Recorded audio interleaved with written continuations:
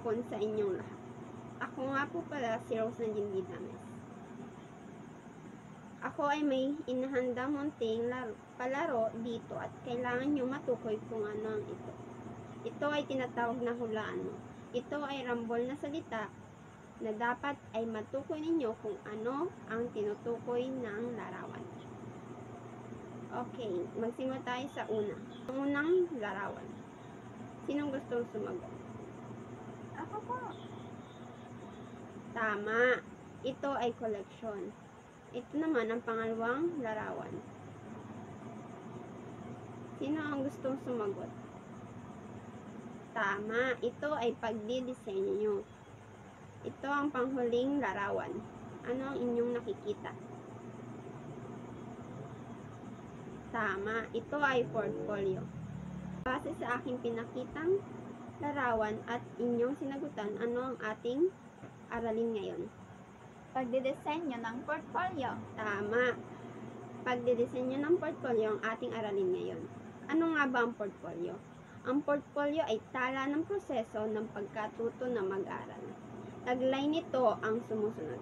Una, ang bagay ng kanyang natutuhan at proseso ng kanyang pagkatuto.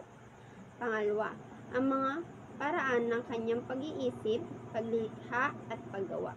Pangatlo, ang paraan ng kanyang pakikisalamuha, intelektual, emotional, social. Antoinette, maaari mo ba itong basahin?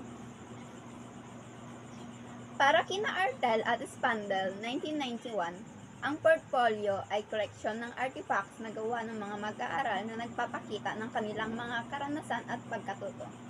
Isang makabuluhang koleksyon ng mga nagawa. Ayon naman kina Foster at Masters, 1996, ang portfolio ay makabuluhang koleksyon na nagawa ng mga mag-aaral na kinakikitaan ng pagsisikap, pag-uunlad at hanga-hangang gawa sa iba't ibang larangan. Salamat, Anton. Mga uri ng portfolio. May 4 na uri ng portfolio ayon kina Valencia at Calpe, 1,900 at 71. Ang panguna ay showcase portfolio. Ano nga ba ang showcase portfolio? Ang showcase portfolio, ito ay koleksyon ng mga mag-aaral na piling-pili dahil sa kanila ito ang pinakamahusay. Pangalawa, documentation portfolio.